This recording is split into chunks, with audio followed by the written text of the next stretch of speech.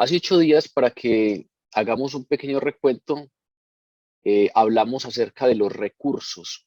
Recuerden que con Hechos de los Apóstoles se inaugura una nueva etapa, la era que teológicamente llamamos la era eclesial, es decir, la era en la que ya no es Jesús el que está haciendo la obra a través de su ministerio terrenal, sino que en Hechos de los Apóstoles hay un quiebre y después de que se da la ascensión de Jesús, pues la obra queda a cargo. Obviamente la obra siempre es de Dios, pero ahora Dios utilizaría estos instrumentos humanos, los apóstoles, para que se proclame el Evangelio. Entonces, hace 8 días, recuerden que planteamos que la obra de Jesús en tanto redención está concluida, no hay nada que añadirle, es perfecta, pero en tanto proclamación de la palabra, Jesús apenas la inició y la iglesia es la encargada de continuar esa proclamación de la palabra. Para ello, Jesús le dice a sus discípulos que serán dotados con recursos divinos. Y entonces, en esos primeros 11 versículos que estudiamos hace 8 días, pues Jesús les dice cuáles son esos recursos con los que serán dotados, y obviamente hay uno particularmente importante y es el Espíritu Santo. No se muevan de Jerusalén, no se vayan a proclamar la palabra, no se vayan a predicar antes de que llegue el Espíritu Santo. Hoy vamos a abordar un texto que está entre esa orden y la venida del Espíritu Santo, es decir, todavía no ha llegado el Espíritu Santo. Jesús, cuando fue a ascender al cielo, les dio esa orden a los discípulos: no se vayan de Jerusalén hasta que reciban la promesa del Padre. ¿Qué pasa mientras tanto? ¿Qué pasa mientras ellos están esperando la venida del Espíritu Santo? Entre la ascensión de Jesús y el Pentecostés hay 10 días, pasan 10 días. ¿Qué están haciendo estos discípulos durante estos 10 días? ¿A qué se dedican? ¿De qué cosas hablan? ¿Qué preguntas tendrían? Pues de eso es lo que nos habla Lucas a través de el texto que abordaremos hoy, que son los versículos 12 al 26. Y es un texto interesante en la medida en que no solamente es importante los recursos adecuados, sino que a través de este texto Lucas, el Espíritu Santo a través de Lucas nos muestra que era importante también para Dios tener las personas adecuadas, ¿sí? Y al respecto de ese tema de las personas adecuadas, resulta que al parecer los discípulos tenían dudas, tenían preguntas, habían incertidumbres, y Jesús responde a esas dudas, Jesús apacigua esas incertidumbres a través de un regalo particular que le da a la iglesia, y es la elección de un nuevo apóstol. Hoy entonces vamos a contextualizar este texto que fundamentalmente está vinculado a la elección del reemplazo de Judas Iscariote. Voy entonces a leerlo para que comencemos a conversarlo. Hechos 1, del 12 al 26. Dice así: entonces volvieron a Jerusalén desde el monte que se llama del Olivar, el cual está cerca de Jerusalén, camino de un día de reposo. Y entrados, subieron al aposento alto, donde moraban Pedro y Jacobo, Juan, Andrés, Felipe, Tomás, Bartolomé, Mateo, Jacobo, hijo de Alfeo, Simón el Celote, y Judas, hermano de Jacobo. Todos estos perseveraban unánimes en oración y ruego con las mujeres y con María, la madre de Jesús, y con sus hermanos.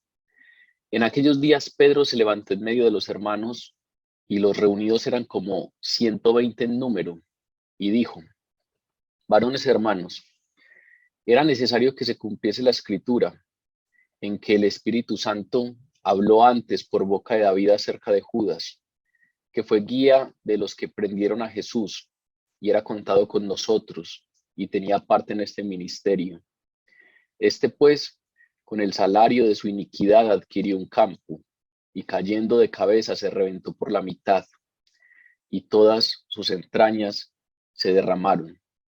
y fue notorio a todos los habitantes de Jerusalén, de tal manera que aquel campo se llama en su propia lengua Aceldama, que quiere decir campo de sangre, porque está escrito en el libro de los Salmos: sea hecha desierta su habitación y no haya quien more en ella, y tome otro su oficio. Es necesario, pues, que de estos hombres que han estado juntos con nosotros todo el tiempo que el Señor Jesús entraba y salía entre nosotros, comenzando desde el bautismo de Juan hasta el día en que de entre nosotros fue recibido arriba, uno se ha hecho testigo con nosotros de su resurrección. Y señalaron a dos: a José, llamado Barsabás, que tenía por sobrenombre Justo, y a Matías. Y orando dijeron: tú, Señor, que conoces los corazones de todos, muestra cuál de estos dos has escogido para que tome la parte de este ministerio de apostolado, de que cayó Judas por transgresión para irse a su propio lugar. Y les echaron suertes, y la suerte cayó sobre Matías, y fue contado con los 11 apóstoles.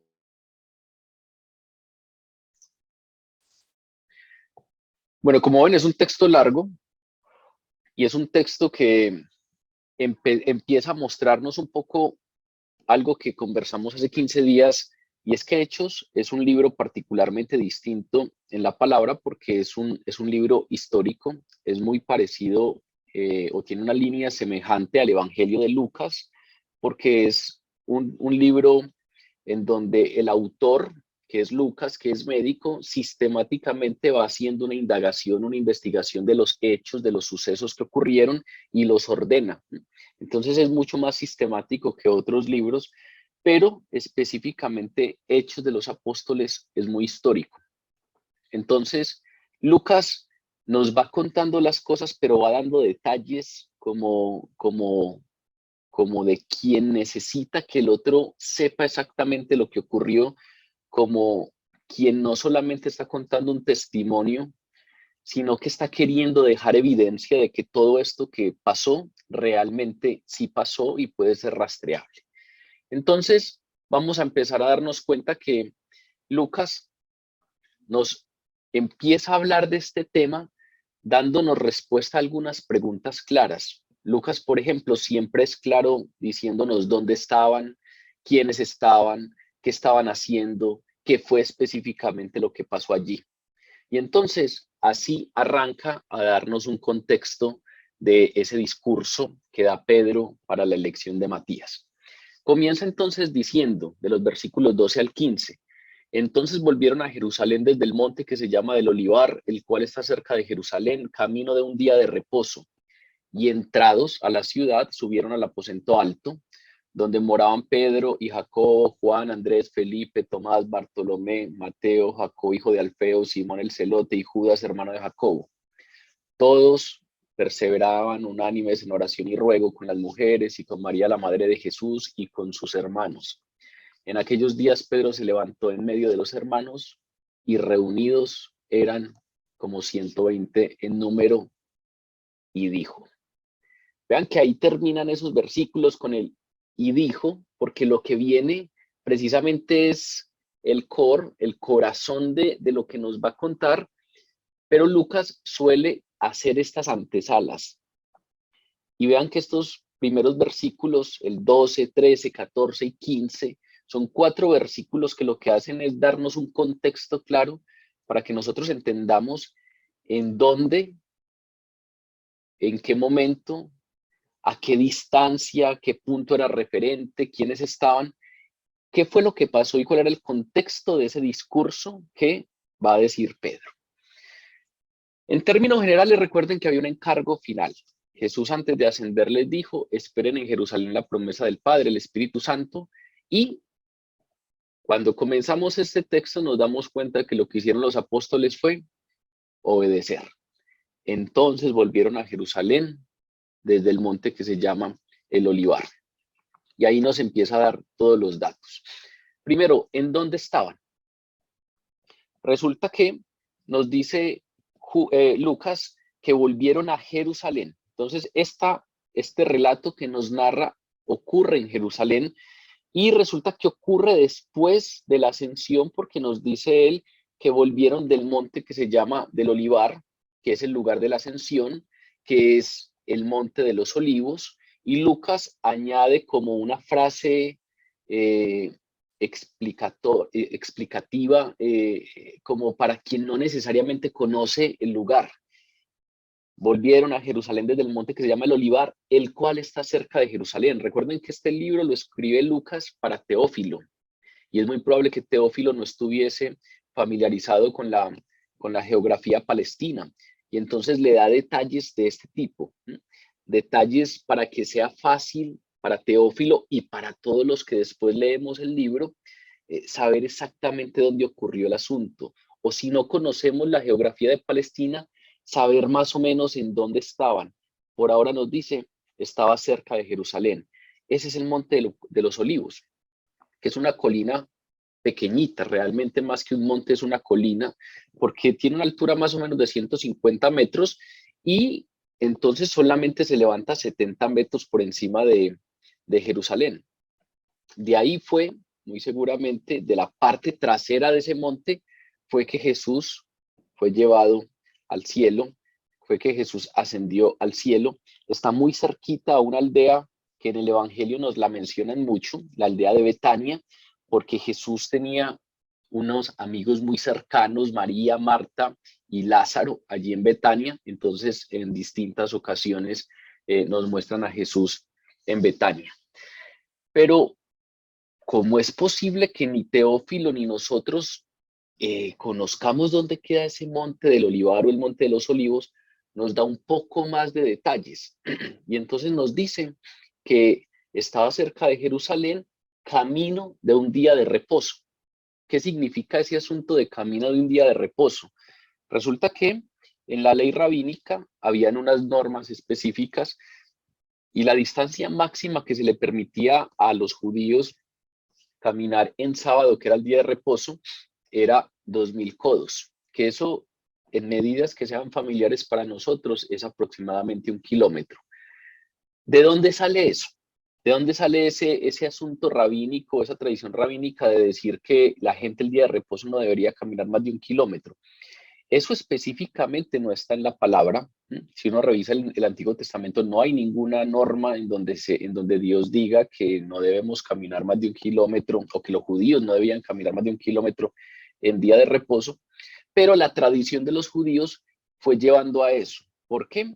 Porque resulta que cuando los judíos estaban en el desierto durante 40 años, después de haber salido de Egipto, pues las tiendas más lejanas del tabernáculo estaban aproximadamente a 1 kilómetro. Recuerden que ellos estaban en el desierto y eran nómadas. Ellos vivían en tiendas, pero iban caminando, trasegando por el desierto. Entonces, cuando hacían el campamento, la tienda que quedaba más lejos del tabernáculo, el tabernáculo era el lugar donde ellos venían a adorar. Allí es donde estaba el arca de la alianza.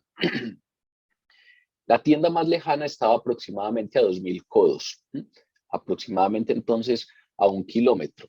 Y entonces, como todo tipo de trabajo estaba prohibido ese día, pues el viaje más largo que debería hacer una persona en día de reposo era precisamente recorrer esa distancia de su tienda hasta el tabernáculo para adorar.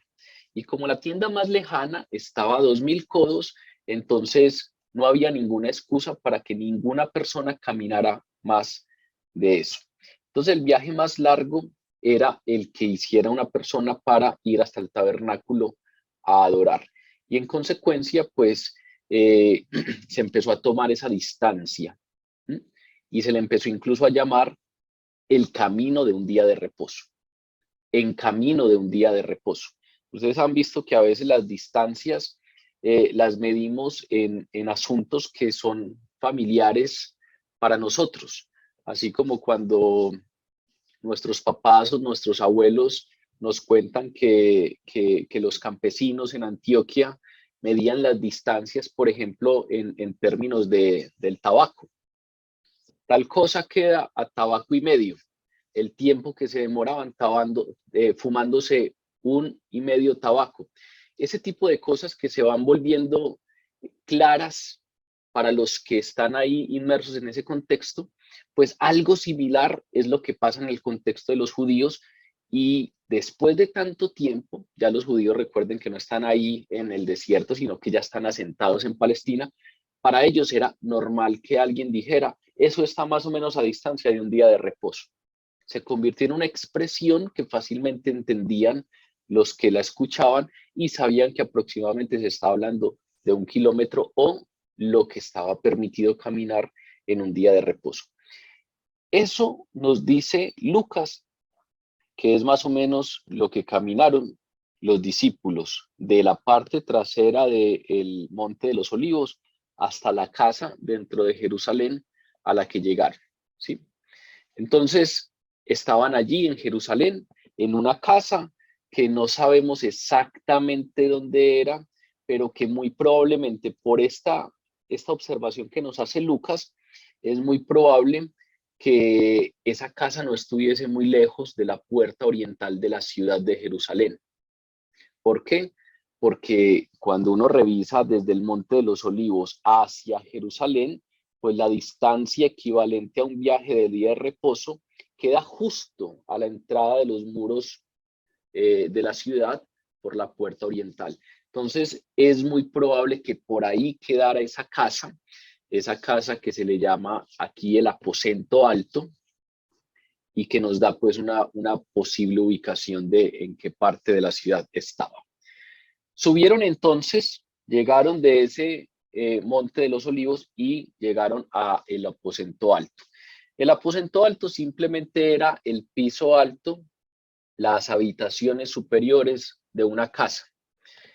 Tenemos la idea, leyendo este texto, tenemos la idea de que se trataba de una casa grande, porque al parecer en el aposento alto cabían 120 personas al menos. Si uno revisa el versículo 15, pues Lucas da ahí una información extra, y es que habían 120 personas. Los que se reunían ahí eran 120 personas. Entonces en esa casa lograban acomodarse 120 personas en algunos momentos, entonces seguramente era una casa grande. También tenemos la sospecha de que esta es el mismo aposento alto en donde se celebró la última cena. Y más adelante en el libro de Hechos nos vamos a dar cuenta que nos dicen que los discípulos se reunieron en la casa de la mamá de Juan Marcos. No necesariamente esa otra reunión que la vamos a estudiar más adelante tiene que ver con esta casa, pero debido a que más adelante Lucas nos narra un suceso en la que los apóstoles están reunidos en la casa de Juan Marcos, de la mamá de Juan Marcos, eso ha llevado a que muy probablemente se relacione este aposento con la casa de la mamá de una persona cercana a Jesús, y que por eso es que ahí se hizo la última cena, y muy probablemente por eso es que en este caso están allí los apóstoles y los creyentes del momento. Esas 120 personas era la iglesia del momento. Esa era la iglesia cristiana que había hasta ese momento. Sin embargo, todo eso es especulación. Lo único que sabemos es que es una casa que muy probablemente estaba cerca de la puerta oriental de Jerusalén, porque estaba a una distancia aproximada de 1 kilómetro al Monte de los Olivos. ¿Qué hacían los discípulos en ese momento? Para entonces, al parecer, los discípulos ya habían tenido un tiempo de experimentar apariciones de Jesús resucitado. Hace 8 días el texto nos dijo que durante 40 días se les apareció Jesús y les habló del reino. Al parecer, esas apariciones de Jesús resucitado generaron un efecto en los apóstoles, porque antes de este texto nos encontrábamos a unos apóstoles que estaban encerrados, muy probablemente en esta misma casa, pero encerrados, temerosos, con llave, porque iban a venir muy probablemente judíos y romanos a exterminar esta nueva secta emergente. Pero ahora, al parecer, estos apóstoles tienen más valentía, y entonces, después de la crucifixión, después de ese tiempo de estar encerrados y aislados, ahora si revisamos lo que nos cuenta Lucas en su Evangelio en el capítulo 24, Lucas nos dice que por este tiempo los discípulos, los apóstoles iban continuamente al templo y alababan allí a Dios y luego regresaban al aposento alto para tener unas reuniones ocasionales. Entonces ya no estamos en ese tiempo de los discípulos temerosos encerrados. Ya los discípulos salen al templo y luego llegan a tener algunas reuniones en el aposento alto. En este caso fueron con Jesús. Jesús asciende, les da la orden que no se vayan de Jerusalén y ellos regresan a ese aposento alto y allí es donde se va a dar el discurso del que Lucas nos va a hablar hoy. ¿Quiénes estaban? Lucas también es muy claro diciéndonos cada una de las personas que estaba allí, fundamentalmente los que tenían más renombre, porque simplemente hay algunos que dice en número eran 120, pero aquí nos dice que estaban los 11 apóstoles del momento. Obviamente ya Judas Iscariote se había suicidado. ¿Quiénes estaban? Pedro y Jacobo, que eran hermanos, Pedro y Santiago. Estaba Juan, estaba Andrés, Jacobo y Juan eran hermanos, Pedro y Andrés eran hermanos, Felipe, Tomás, Bartolomé, Mateo, Jacobo, el otro Jacobo, el hijo de Alfeo, Simón el celote y Judas Tadeo, que era el hermano del otro Santiago. Estaban los 11 apóstoles restantes, ¿sí? Pero también estaban otras personas, estaban las mujeres. ¿Qué mujeres? Estaba María, la madre de Jesús, estaba María Magdalena, estaba María, la esposa de Cleofas, estaba María y Marta, que son las hermanas de Lázaro, estaba Salomé y habían otras personas. Pero aparte de eso, hay un pedazo que llama la atención porque Lucas dice que aparte de las mujeres estaba María, la madre de Jesús, y estaban sus hermanos. Obviamente aquí, cuando Lucas nos dice que estaban sus hermanos, se refiere a los hermanos de Jesús y de ninguna manera se podría interpretar que sus hermanos significa sus apóstoles, porque precisamente se tomó el trabajo de enumerar, de nombrar a cada uno de los apóstoles. Pedro, Jacobo, Juan, Andrés, Felipe, Tomás, Bartolomé, los dice uno por nombre, y luego dice las mujeres, y luego dice María, la madre de Jesús, y luego dice sus hermanos. Entonces, claro, nos llama la atención y nos genera curiosidad saber a qué se refiere con ese asunto de sus hermanos, pero no es la primera vez que en el Evangelio, que en la palabra en el Nuevo Testamento vemos que se refieren a unas personas como los hermanos de Jesús. Que nunca hayamos querido hablar mucho de eso es otra cosa, pero es interesante que incluso los evangelios les ponen nombre. Por ejemplo, si vamos a Marcos capítulo 6, nos dice que llegando el día de reposo, Jesús comenzó a enseñar en la sinagoga y muchos oyéndole se admiraban y decían, ¿de dónde vienen estas cosas? ¿Y qué sabiduría es esta que le es dada y estos milagros que por sus manos son hechos? ¿No es este el hijo de María? ¿No es este el hijo del carpintero? ¿No es este el hermano de Jacobo, de José, de Judas y de Simón? ¿Y no están aquí también entre nosotras sus hermanas?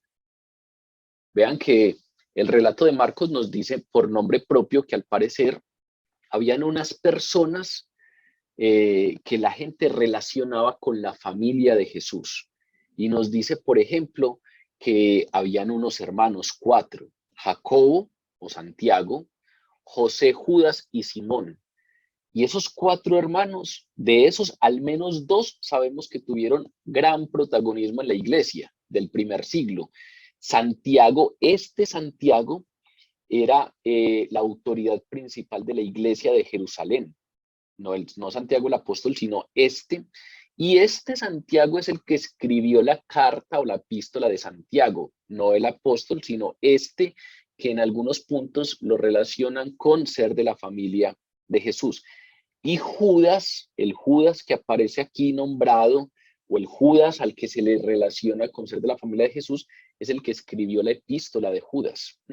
La epístola de Judas no la escribe Judas Tadeo, sino Judas, el que era de la familia de Jesús. Ahora, ¿Quiénes eran estos? Pues claro, hay muchas versiones, hay algunos que dicen que eran hijos biológicos de José, de un matrimonio previo, hay unos que dicen simplemente que eran primos o parientes cercanos, asunto que es muy normal en el contexto judío, ya lo habíamos hablado en alguna ocasión, es muy normal que en el contexto judío se hable de hermanos, no solamente para quienes somos hermanos de sangre, sino para primos e incluso relaciones de familia muy cercana que ni siquiera son en el mismo nivel generacional. Por ejemplo, si uno va y lee el capítulo 13 de Génesis, nos están narrando una situación problemática y es que Abraham tenía ganado, tenía, tenía ovejas y sus rebaños empezaron a crecer y a crecer y a crecer y resulta que Abraham tenía un sobrino, vean que ni siquiera eran primos, sino que era el sobrino. Y Lot, el sobrino, también tenía rebaños y empezaron a crecer. Y entonces los pastores de Abraham empezaron a pelear con los pastores de Lot y se volvió un conflicto ese asunto. Y entonces, si ustedes leen lo que le dice Abraham a Lot, Génesis 3:8, dice, entonces Abraham dijo a Lot, no haya altercado entre nosotros dos, entre mis pastores y los tuyos, porque tú y yo somos hermanos. Vean que es normal en el contexto judío utilizar el término hermano para hablar de relaciones cercanas, pero dentro de un parentesco. Entonces es interesante saber que hay unos muy probablemente primos muy cercanos de Jesús que son muy cercanos a él en términos de parentesco, pero que incluso al principio no le creían. Cuando uno revisa el Evangelio de Juan, recuerden que en el capítulo 7 de Juan, Juan dice que ni aún sus hermanos creían en Jesús. Y cuando habla de que ni aún sus hermanos, pues obviamente no se refiere a los apóstoles, se refiere a ciertas personas que tenían un parentesco cercano con Jesús. Eso es muy interesante porque obviamente estamos hablando de que probablemente Jesús no tenía aceptación entre algunos parientes que eran cercanos.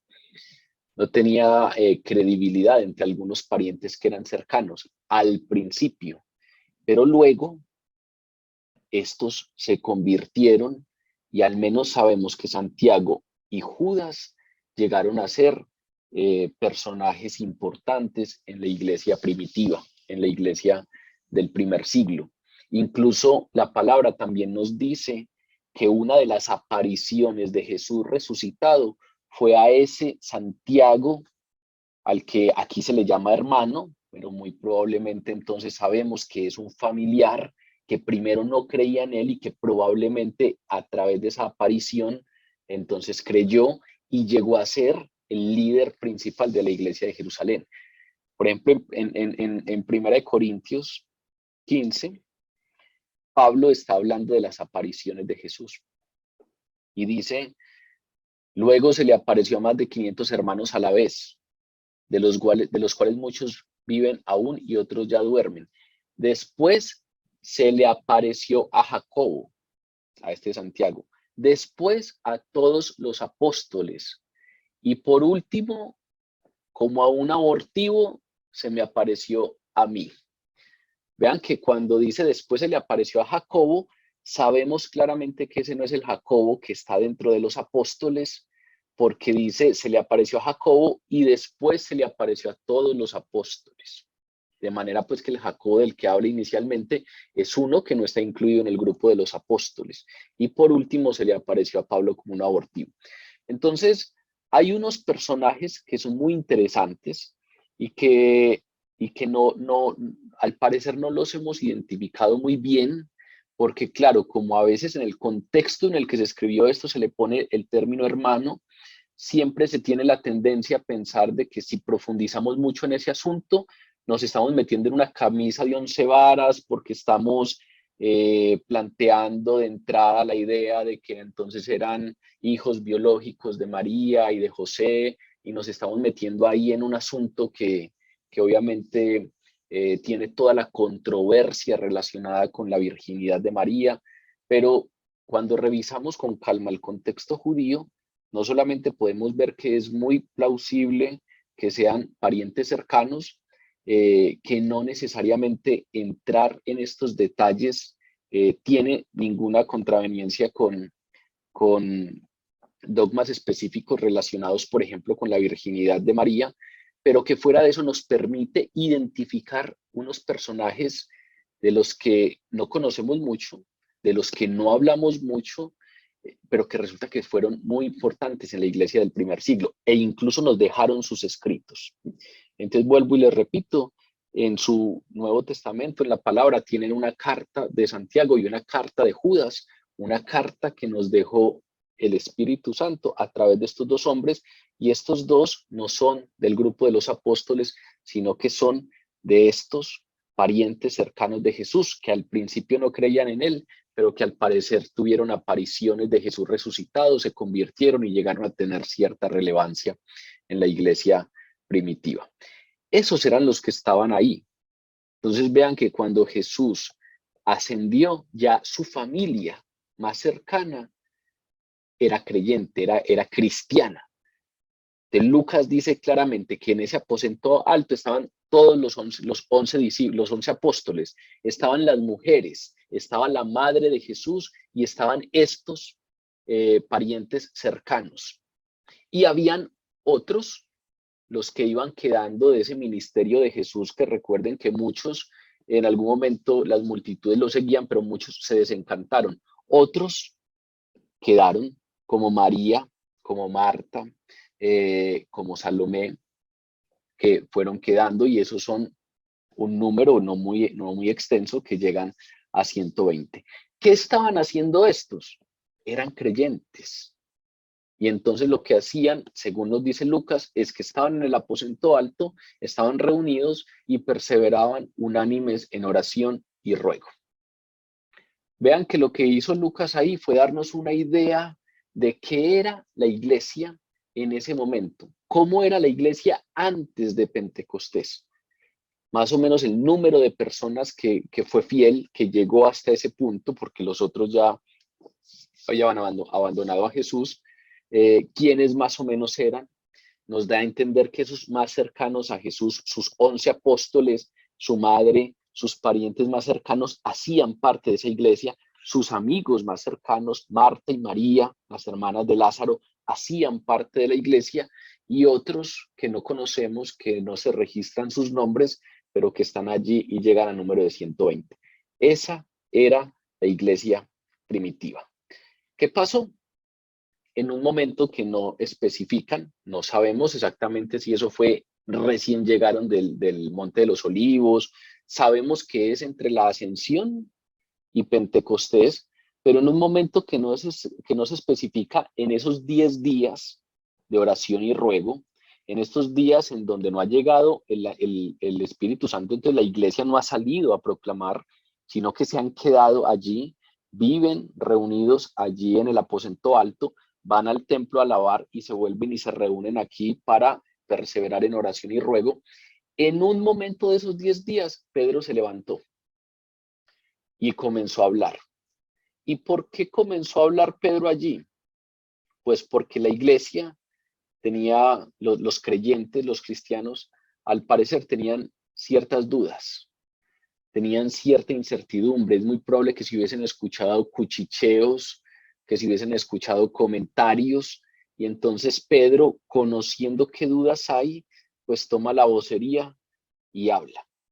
Y habla, da un discurso importante para lo que se viene para la iglesia, porque eran 120 personas, nos dice Lucas, y es el pequeño núcleo del cual nace la iglesia, y que en poco tiempo se extendió por el Imperio Romano. En un plazo sorprendentemente corto se extendió por todo el Imperio Romano, y eso se dio pues porque estos apóstoles están obedeciendo.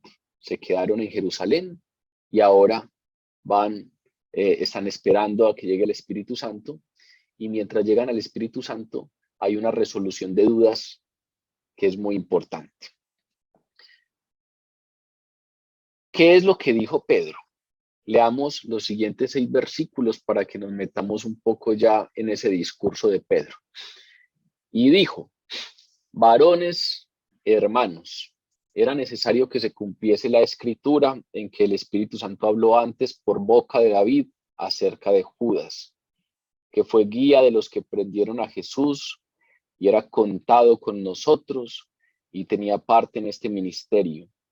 Este pues con el salario de su iniquidad adquirió un campo y cayendo de cabeza se reventó por la mitad y todas sus entrañas se derramaron.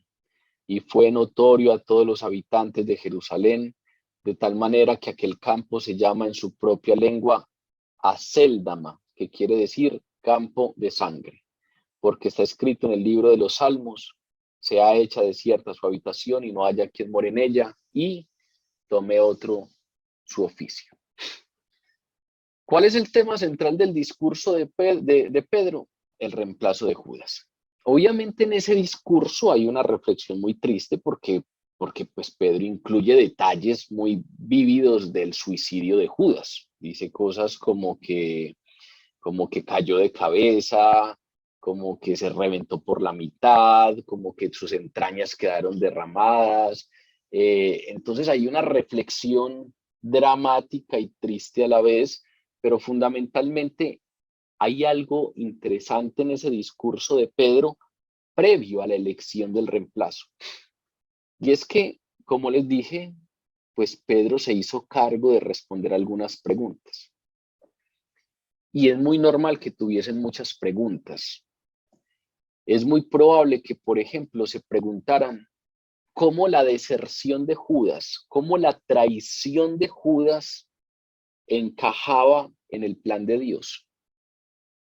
Vean que ellos están esperando la venida del Espíritu Santo porque ya sobre ellos recae el peso de ir a proclamar la palabra. Es decir, la iglesia está siendo preparada, y no solamente es preparada con los recursos que le da Dios, que lo estudiamos hace 8 días, sino que también es preparada por situaciones como estas. Ellos tienen que confiar plenamente en que Dios tiene el control de todas las cosas. Están dejando sus trabajos, están dejando muy probablemente algunos familiares, están entregándolo todo por esa causa, y claro, necesitan tener plena confianza en que Dios tiene el control de todas las cosas. Y en medio de eso hay preguntas como: ¿qué pasó? ¿Por qué Jesús entre los 12 eligió a uno y no sabía que lo iba a traicionar? ¿Qué fue lo que le pasó, le falló ahí en el cálculo? Si Jesús puede ver nuestros corazones y Él puede ver nuestras intenciones, si es Dios y entonces es omnisapiente, ¿qué pasó ahí? ¿Cómo la traición de Judas calza, encaja con el plan de Dios?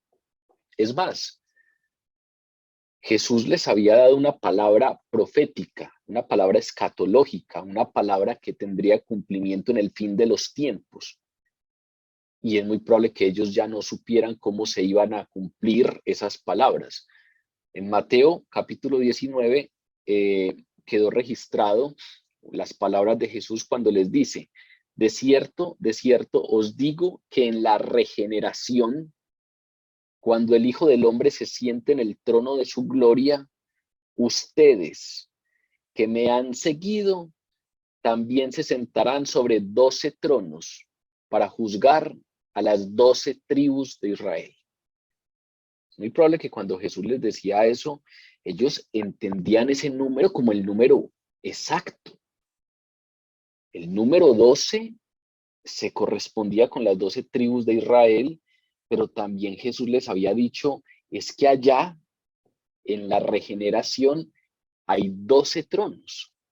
Y ustedes, cada uno de ustedes que yo elegí, que me han seguido, van a ocupar esos 12 tronos. Imagínense cómo no va a ser muy razonable que estos tipos anden preguntándose Y entonces, ¿en dónde está el error? ¿En qué consistió el error de cálculo? ¿Se va a quedar entonces un trono sin alguien que lo ocupe? Es muy probable entonces que Jesús no esperaba la traición y entonces lo cogió desapercibido, lo de Judas. Imagínense cómo no van a estar conversando de algunas de estas cosas. Y entonces, ese contexto de duda y ese contexto en el que es muy importante que Dios aclare esas dudas y dé certezas y dé convicciones de que no hay nada que se escape de su control, ese es el contexto en el que Pedro se levanta y da este discurso para disipar las dudas. Y lo más interesante de este discurso es que Pedro no da su opinión, porque es muy probable que entonces se hubiese podido levantar diciendo, no, yo no creo que se le haya escapado a Dios eso. Yo no creo que a Jesús, ta. O sí, yo creo, pero vean que no hay un yo pienso, no hay un yo creo, no hay en este discurso no hay una sola opinión personal. No hay una sola expresión que venga mostrándonos lo que había en el pensamiento de Pedro en términos de cómo interpretaba la situación. No, Pedro no da su opinión. Pedro afirma un mensaje de parte de Dios. Incluso en este texto, en estos versículos que acabamos de leer, es muy probable que encontremos la descripción más clara de que la Biblia es inspirada por el Espíritu Santo. Aquí claramente Pedro dice que, que fue notorio, esperen, reviso en qué parte lo dice. ¿Qué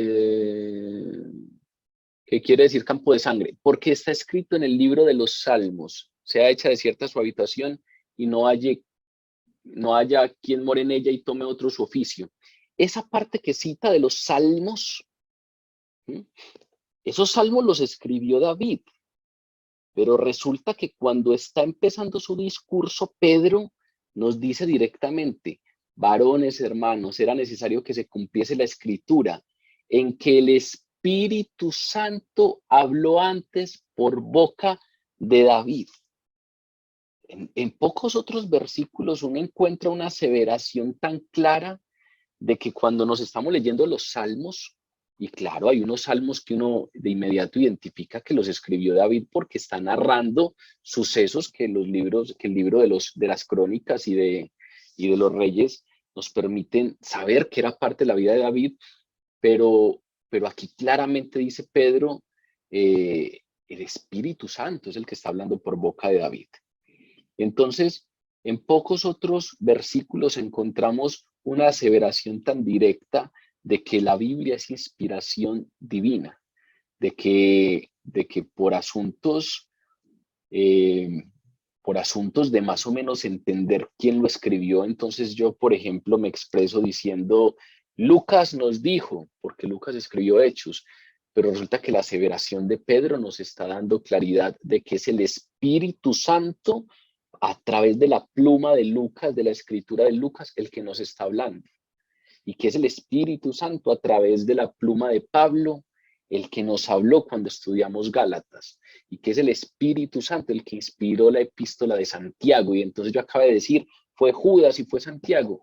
Sí, es una manera de expresarnos porque ese fue el instrumento humano que utilizó Dios, pero en versículos como este nos queda claro que el Espíritu Santo es el que habla a través de la palabra. En este caso, a través de los salmos en boca de David. Entonces, vean que Pedro en su discurso, para disipar esas dudas, no da opiniones personales, sino que afirma un mensaje de parte de Dios, citando la palabra y dejando plena claridad de que es el Espíritu Santo el que habla por boca de instrumentos humanos a través de la palabra. ¿Y qué es lo que dice Pedro aquí? Asegura a través de la palabra que la palabra de Dios se estaba cumpliendo a cabalidad, que a pesar de la traición de Judas, la palabra se estaba cumpliendo, lo que había sido anunciado se estaba cumpliendo a cabalidad. Es decir, en otras palabras, que la traición de Judas fue anunciada, que la traición de Judas fue parte del plan soberano de salvación que fue anunciado y que fue que nos fue profetizado desde el Antiguo Testamento. Obviamente Judas fue colocado entre los apóstoles y según nos está diciendo Pedro aquí, eso no fue un desliz de Jesús. A Jesús no lo cogió la traición desprevenido. Es más, Jesús anuncia la traición. Jesús les dice, uno de ustedes me va a traicionar. ¿Seré yo, Señor? En ese momento cuando se empiezan a preguntar es porque Jesús mismo anuncia.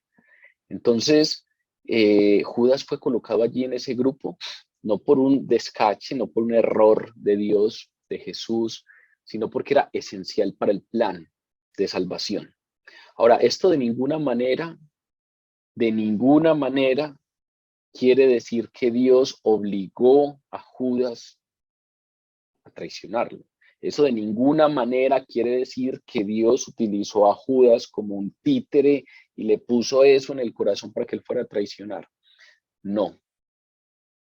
Está totalmente claro en la palabra que la decisión de la traición es responsabilidad total de Judas. Es más, Jesús se refiere fuerte a este tema en el Evangelio de Mateo, por ahí al final, en el capítulo 26, dice, mejor le hubiese sido no haber nacido aquel por cuya mano es entregado el Hijo del Hombre.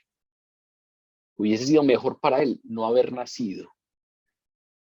De manera pues que esa aseveración muestra que hay una responsabilidad plena que acarrea consecuencias fuertes. Lo que sí nos está diciendo la palabra es que esa decisión libre de Judas no era oculta para Dios.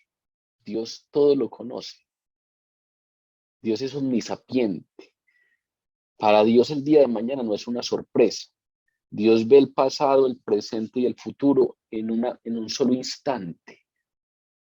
De tal manera que nuestras limitantes temporales no son las limitantes temporales de Dios. Y entonces hay una brecha muy grande entre decir que Dios nos marionetiza y que entonces él llevó a Judas a hacer eso, al otro extremo de decir, Dios lo eligió con muy buena intención y resulta que este tipo se dañó en el camino y no tenían ni idea, y Jesús no tenía ni idea de lo que iba a pasar. La palabra no nos dice ninguno de esos dos extremos. Queda claro que desde el Antiguo Testamento la traición fue anunciada y eso es lo que aquí dice Pedro, y Jesús anuncia también la traición, pero también la sentencia fuerte de Jesús frente a la responsabilidad humana deja plena claridad de que la libertad asociada a nuestra toma de decisiones pues acarrea consecuencias justas porque somos totalmente responsables de esas decisiones tomadas y que en este caso Judas, en pleno ejercicio de su libertad y en plena voluntad, toma la decisión de traicionar a Jesús y de entregarlo. Ahora, Dios usó la intención de Judas para el logro de sus propósitos que estaban previamente determinados. Un tipo que tuvo la opción de estar ahí en el grupo más íntimo de Jesús, era necesario para que conociera los lugares en donde oraba de manera íntima, porque recuerden que en el momento en el que se dio el arresto de Jesús, estaban en Pascua y había tantas personas en la ciudad y Jesús había sido recibido multitudinariamente cuando entró en el burrito, y entonces las autoridades temían que si públicamente arrestaban a Jesús se iba a generar un alboroto muy grande, y entonces precisamente Jesús termina siendo arrestado en un lugar íntimo, en un lugar de oración. Este tipo muy seguramente tenía las esperanzas comunes de los judíos. Quería o esperaba un Mesías que los liberara del yugo de los romanos. Y muy probablemente si ese Mesías lograba liberarlos del yugo romano porque era un Mesías político militar.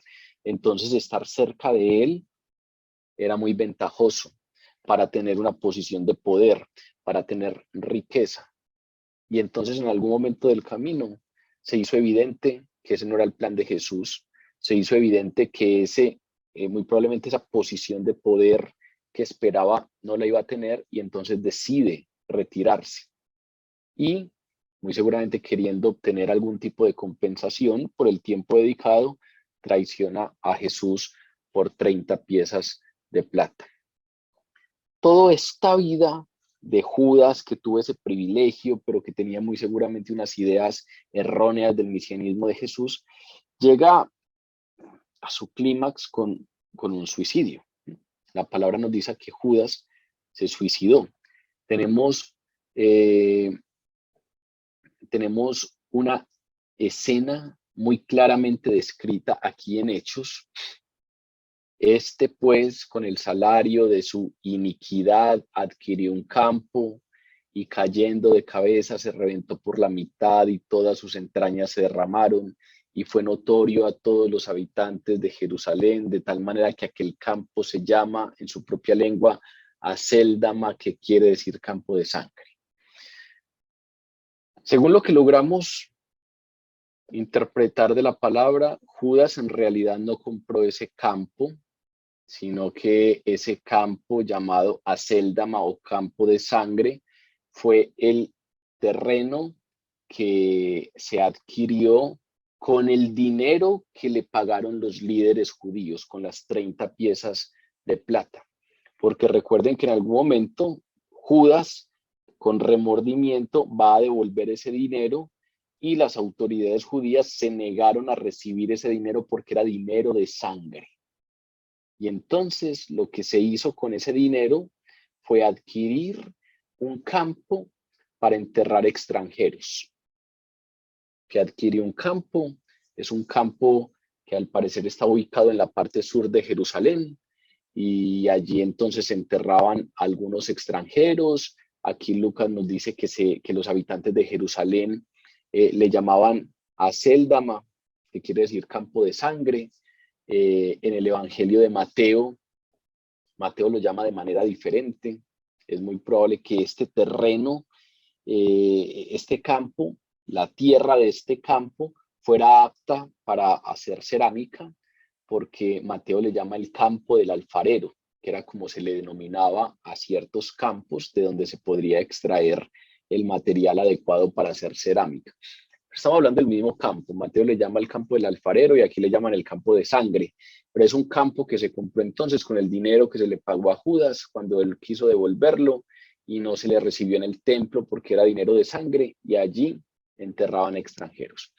¿Cómo se suicidó? Tenemos también dos versiones en la palabra. Mateo registra que Judas se ahorcó, se colgó de un madero. Y aquí Lucas obviamente nos dice que cayó de cabeza y se reventó por la mitad y sus entrañas se derramaron. Parecieran dos versiones distintas, pero muy probablemente no son distintas, muy probablemente son versiones complementarias, y muy probablemente Judas en primera instancia, como lo registra Mateo, se colgó de un árbol y finalmente después de muerto su cuerpo cayó. Muy probable que se haya ahorcado cerca de una caída de un precipicio.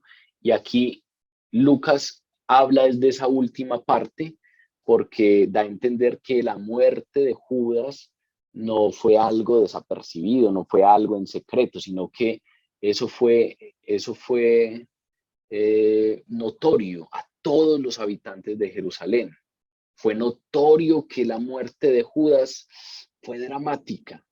Y precisamente Lucas aquí en este relato nos dice que fue la notoriedad de ese suceso lo que llevó a que los habitantes de Jerusalén le llamaran a ese campo Aceldama, que quiere decir campo de sangre.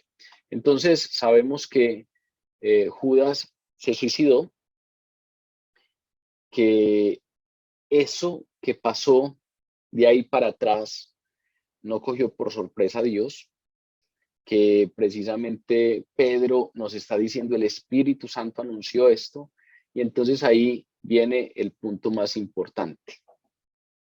El punto más importante es que incluso Pedro, con el casi amarillismo con el que vuelve y relata el suicidio de Judas, tiene al parecer la intención de dejar claro que nada de eso se sale del control de Dios, que todo hacía parte de su plan, que la traición de Judas, su muerte, hacía parte del plan de Dios, había sido profetizado por el Espíritu Santo a través de la boca de David en los Salmos, pero que aún había un elemento extra, y es que el reemplazo de Judas había sido anunciado con antelación.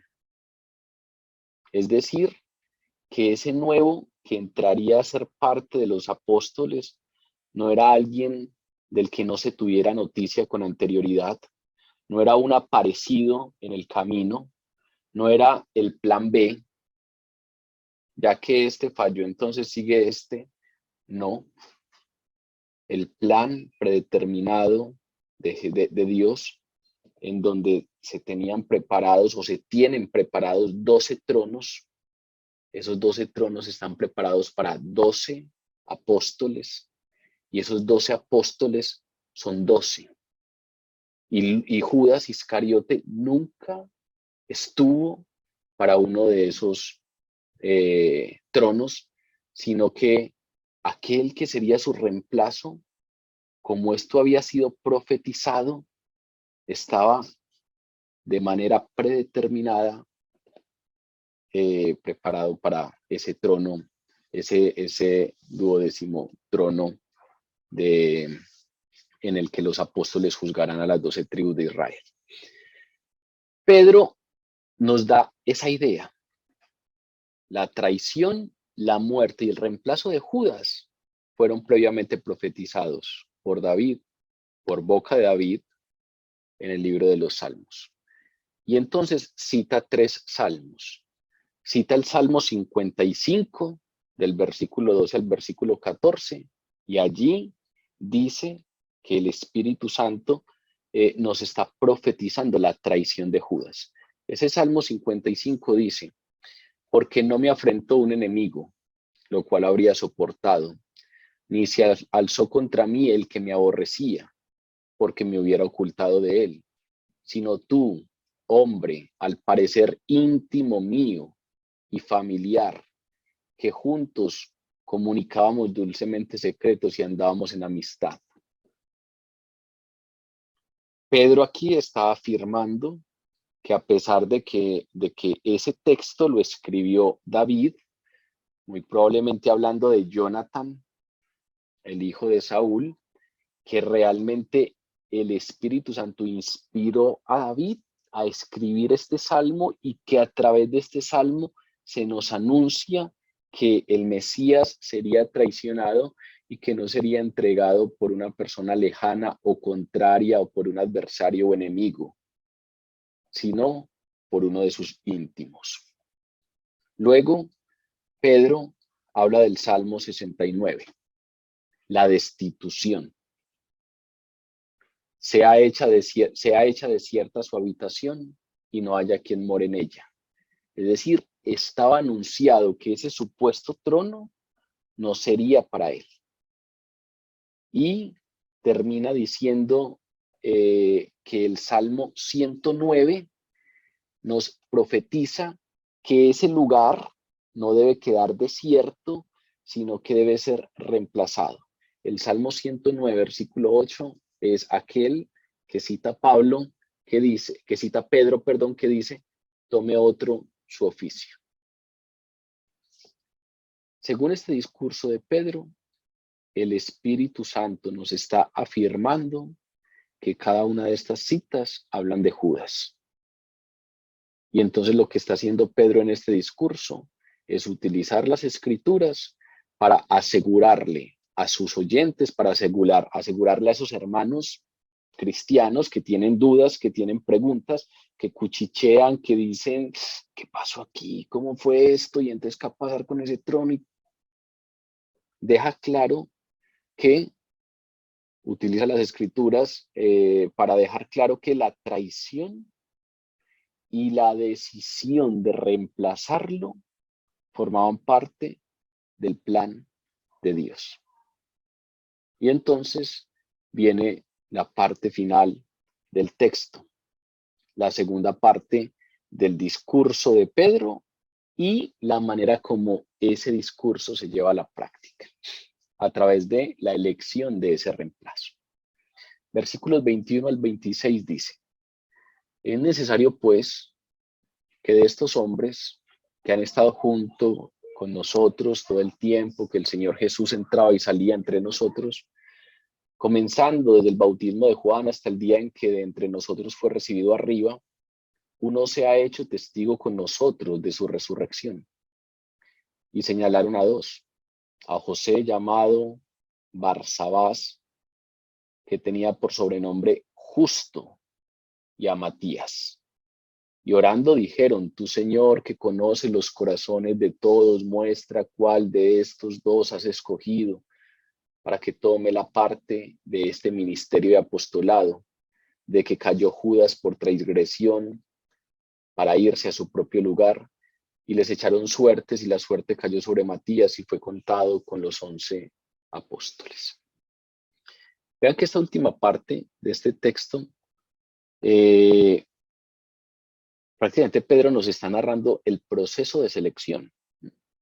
Cómo se hizo la elección de ese supuesto nuevo apóstol. Cuáles eran los requisitos que tenía que cumplir.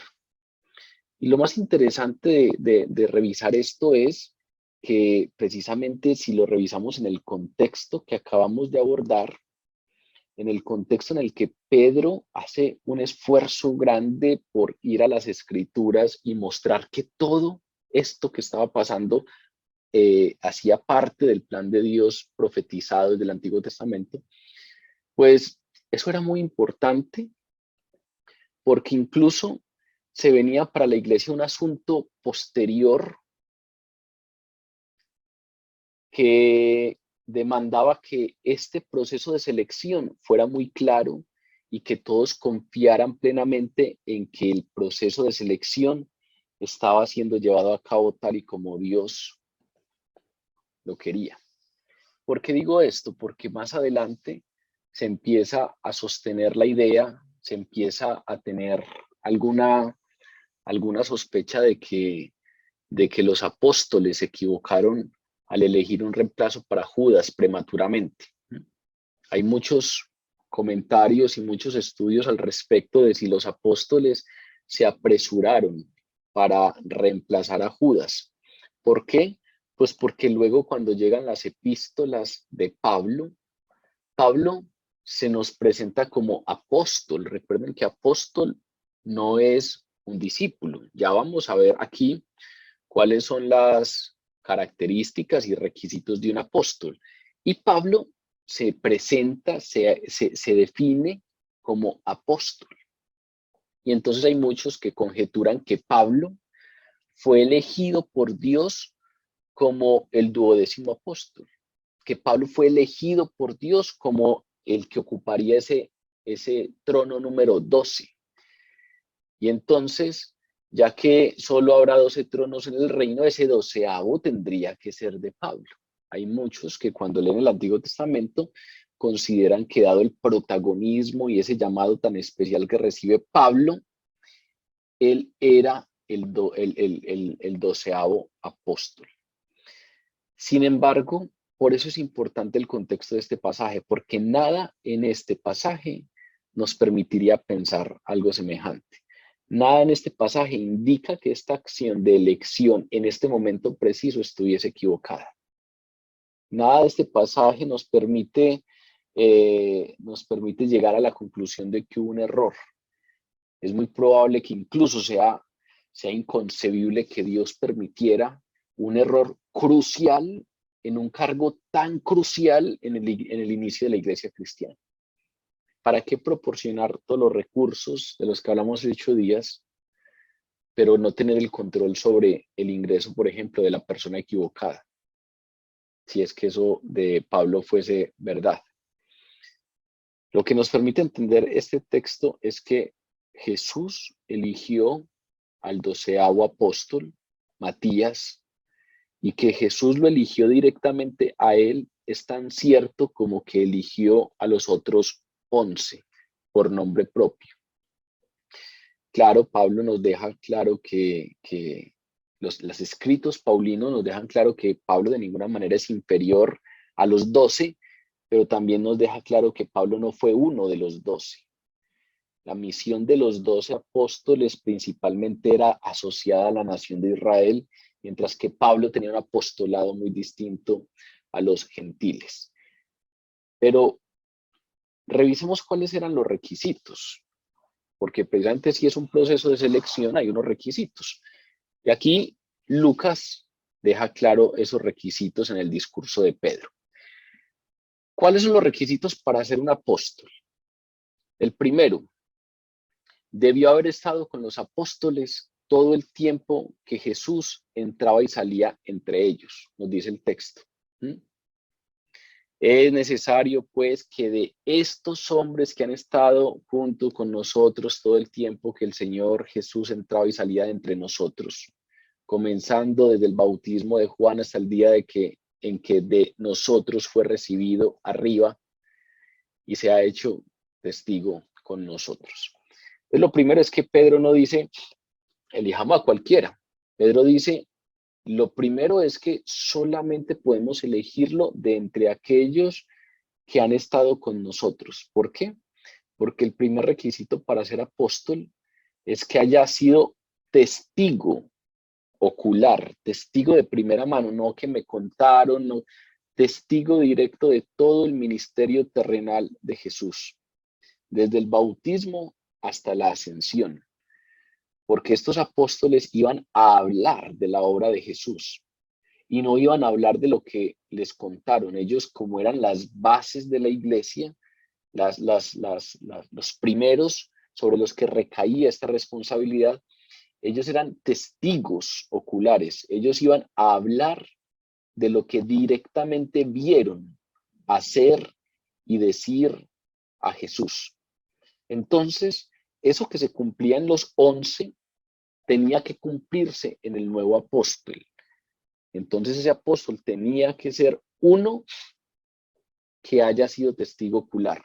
Ese es un primer punto importante porque, por ejemplo, Pablo no cumple esa exigencia. Pablo no conoció a Jesús mientras Jesús estuvo en su ministerio terrenal. Pablo conoció a Jesús después de que Jesús ya había ascendido al cielo. Se le presentó en visiones y todas las revelaciones que tuvo Pablo, todas fueron a través de visiones.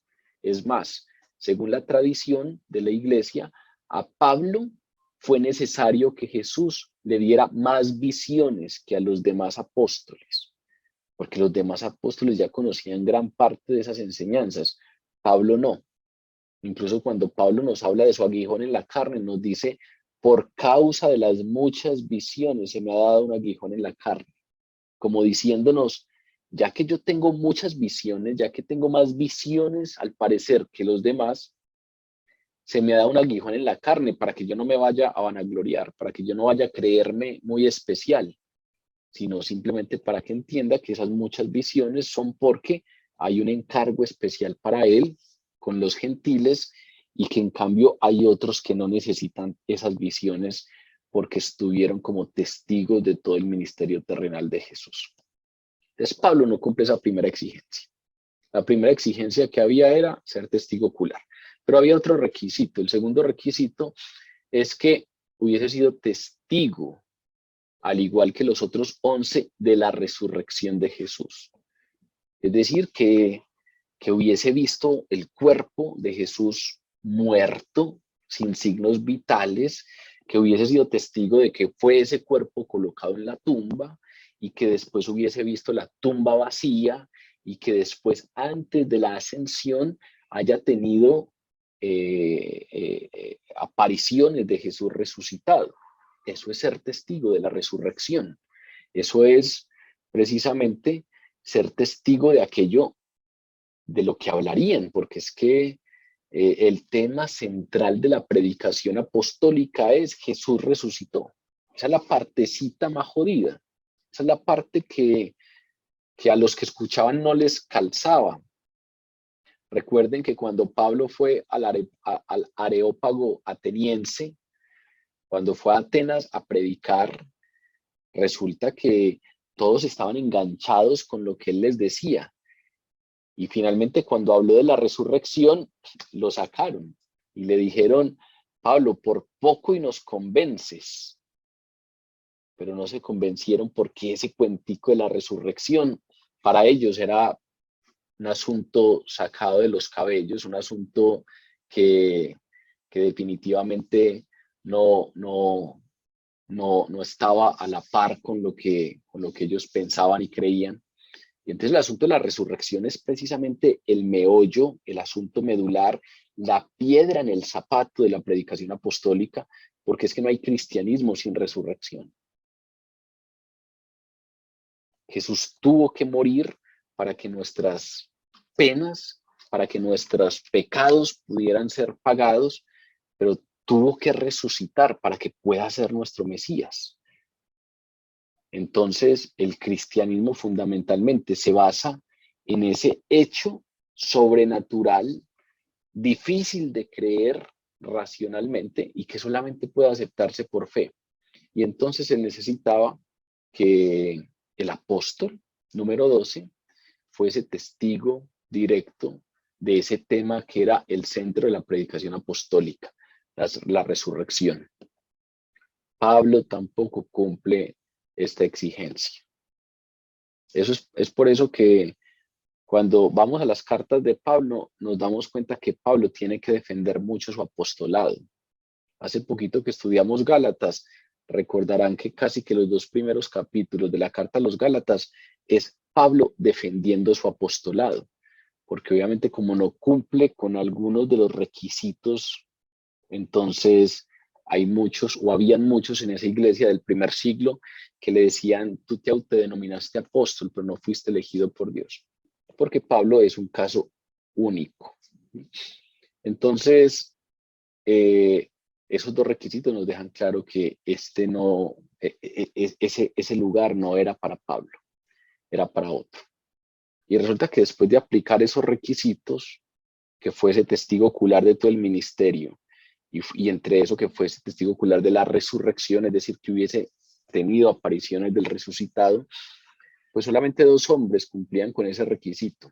Uno se llamaba José, también le llamaban Barsabás, y el sobrenombre que tenía era Justo, y el otro era Matías. Lo más interesante de todo esto es que el que ocupara ese lugar, pues, es parte de los pilares de la iglesia, y obviamente tiene un espacio en uno de esos tronos en el día de la regeneración. Pero también es claro que no sabemos mucho de ninguno de estos, porque este es el único momento en el que aparecen en las escrituras. Tanto de José como de Matías solo nos hablan esto y a partir de ahí no aparecen más en la palabra. Resulta que entonces estaban estos 2. ¿Qué hacer? ¿Cómo elegir entre esos 2? Pues resulta que para elegir entre esos 2, Pedro trae a colación el tercer requisito. ¿Cuál es el tercer requisito para ser apóstol? No solamente era que fuese testigo de todo el ministerio terrenal y no solamente era que fuese testigo de la resurrección. Había un tercer requisito y es que debía haber sido escogido por Dios. Debe ser escogido directamente por el Señor. Y entonces Pedro, sabiendo ese tercer requisito, les pidió a todos que se pusieran a orar y que le pidieran a Dios que fuese Él directamente el que eligiera entre ellos 2. Y entonces orando, nos dice el texto que dijeron, tú, Señor, que conoces los corazones de todos, muestra cuál de estos 2 has escogido para que tome la parte de este ministerio de apostolado de que cayó Judas por transgresión. Si ven, aquí ellos oraron precisamente no pidiéndole a Dios que escogiese, sino pidiéndole que mostrara cuál ya había escogido, porque ese apóstol había sido escogido con antelación y había sido destinado a ese 12º trono. Muéstranos cuál has escogido. Y entonces esa oración nos da aún mucho más certezas de que la elección de Matías no fue una equivocación, de que no se apresuraron, de que ese lugar no estaba destinado para Pablo, que el caso de Pablo era un caso único y aparte, porque claramente pusieron esto en las manos del Señor. Y si había que esperar, pues así como habían recibido instrucciones para que no salieran de Jerusalén, muy seguramente también hubiesen podido recibir instrucciones para que no hicieran una elección apresurada y esperaran, porque ya vendría luego uno que se les uniría, Pablo. Eso no fue entonces lo que pasó. Oraron y resulta que nos dice el texto que después de orar echaron suertes. Ese es un tema curioso, es un tema que nos genera muchas inquietudes y que no conocemos del todo, que es ese asunto de echar suertes, en qué consistió particularmente, por qué precisamente se pareciera que es un asunto tan dejado al azar, pero resulta que el Antiguo Testamento nos dice que ese asunto de echar suertes era un método que le era permitido al pueblo judío para determinar la voluntad de Dios, y los judíos tenían la plena certeza de que en ciertos momentos era Dios el que a través de esa suerte estaba manifestando su voluntad y que era Dios el que decidía a través de ello. Por ejemplo, cuando leemos el capítulo 16 de Proverbios 16:36, dice: la suerte se echa en el regazo, pero de Dios es la decisión de ella. Entonces pareciera, según lo que leemos en Proverbios, que no es que los apóstoles sacaron un método de la nada, sino que pareciera que tomaron un método que era utilizado y que era permitido y que nos habla del Antiguo Testamento, fundamentalmente a través de esta escritura de Proverbios 16. En otros puntos de las escrituras encontramos este asunto de echar suertes, sin que haya demasiada explicación al respecto. Traje este texto de Proverbios porque es el que directamente nos dice que a pesar de que se hacía a través de un acto específico de echar suertes, era Dios quien tomaba la decisión en ello. Pero también es importante mencionar que este texto que estamos leyendo hoy es la última aparición de tal costumbre en las escrituras. Nunca más en las escrituras se nos vuelve a hablar de que en la iglesia se utilice este método para saber la voluntad de Dios. ¿Por qué? Porque la venida del Espíritu Santo hizo totalmente innecesario este método. Y a través de la venida del Espíritu Santo, los apóstoles eran guiados directamente por el Espíritu. Eso es con lo que nos vamos a encontrar en todo el estudio de este libro de Hechos. Como les dije en la introducción, este libro se llama Hechos de los Apóstoles, pero bien se debería llamar Hechos del Espíritu Santo a través de los apóstoles, porque aquí claramente Lucas nos dice, nos muestra al Espíritu Santo dirigiendo, frustrando viajes, diciéndoles de manera directa a los apóstoles hacia dónde se deben dirigir, diciéndoles de manera directa qué deben decir. Y entonces cuando leemos Hechos de los Apóstoles, nos queda muy claro por qué este método de echar suertes nunca más se volvió a utilizar en la iglesia. Dios entonces realizó su elección, la suerte cayó sobre Matías y Matías fue contado con los 11 apóstoles. Es muy significativo que el nombre de Matías signifique, valga la redundancia, regalo de Dios. Es obviamente un detalle muy especial que en medio de ese contexto, de incertidumbre y dudas, en el que Dios los está preparando para lo que se viene, en el que Dios les esté dando recursos para lo que se viene, en donde les dice, espere la promesa, le da a la iglesia y al grupo de los apóstoles un regalo. En medio de esas dudas frente al control de Dios, Dios da un regalo. Y ese regalo no solamente es un apóstol, ese regalo es todo lo que acabamos de conversar al respecto de los detalles en los que se mete Lucas, los detalles en los que se metió Pedro en su discurso. Pedro no solamente dijo, venga, echemos suertes y que haya alguien más que esté acá. Pedro da un discurso para dejar total claridad al respecto de que Dios tiene el control aún de las situaciones que nos parecen más inverosímiles, aún de las situaciones que nos parecen más adversas. Dios tiene el control de esas situaciones. Dios tuvo el control de la traición, de la muerte y del reemplazo. Cada una de esas cosas fue profetizada, fue anunciada de manera anticipada. Y entonces Dios entrega un regalo. Ese regalo es un nuevo apóstol. Pero el regalo no solamente es el apóstol, el regalo es que a través de ese nuevo apóstol queda claridad a la iglesia, queda claridad para este grupo de personas de lo que el Espíritu Santo dijo por boca de David, queda claridad de que pueden descansar en su soberanía, queda claridad de que esa tarea fuerte que les viene de proclamar el evangelio en todo el mundo conocido es algo que pueden llevar a cabo descansados, confiadamente en la soberanía de Dios, porque Él tiene el control.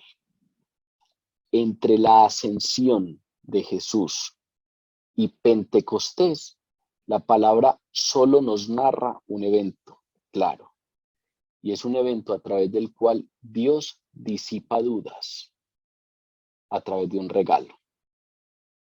Regalo de Dios, este nuevo apóstol llega al grupo de los 11 para terminar esa formación previa al Pentecostés.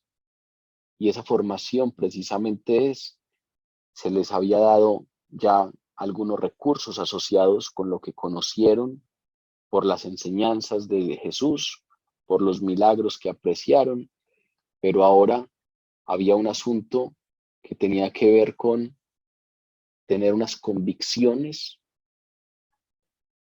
sin dudas, unas convicciones que les permitieran descansar en la soberanía de Dios. Y para ello fue importante entonces que en el marco de la selección de ese nuevo apóstol, Pedro se levantara y citando las escrituras, nos dejara la plena claridad de que todo eso no cogió por sorpresa a Dios, de que lo que pasó con Judas hacía parte de, y que la elección del Mesías, la elección de Judas no fue un error, sino que hacía parte de un plan, y que ahora la elección de Matías para reemplazar a Judas era precisamente algo que había sido anunciado, tome otro su lugar, y era algo importante como punto final de la preparación de la iglesia antes de Pentecostés. Ese es el recurso final. Si ustedes revisan desde el versículo 1 de Hechos hasta Pentecostés, Jesús está preparando a su iglesia para lo que se viene. Les da recursos diferentes. El recurso final es el regalo de un nuevo apóstol, pero también el regalo de unas convicciones claras frente a lo que es Dios, frente a la soberanía de Dios, frente al control que tiene Dios, frente a que todas las adversidades que vendrían podían afrontarlas con la certeza de que para Dios no son sorpresa, de que Dios tiene el control aún de esas cosas y que entonces, con ese recurso final que Dios había proveído a través de este regalo, todo estaba listo para el nacimiento de la iglesia en el día de Pentecostés. Ahí viene precisamente entonces el nacimiento de la iglesia, ¿sí? Con el día de Pentecostés. Vamos a revisar el texto de Pentecostés la próxima semana. Es el capítulo 2 de Hechos y vamos entonces a conversar sobre ese suceso que da inicio a la era eclesial. Este es el último recurso, este es el regalo final que da Dios antes de recibir la promesa del Padre, que es el Espíritu Santo. Con este último recurso ya estaba la iglesia lista para su nacimiento en Pentecostés. Matías entonces fue ese último apóstol, pero como mencionamos, la palabra nos da plena claridad frente a que no fue un plan B, sino que todo estaba previamente anunciado, porque tanto de la traición como de la muerte de Judas y de quién sería el reemplazo, Dios tuvo el control total. Para nosotros, obviamente, también hay parte, nosotros también tenemos parte en ese regalo.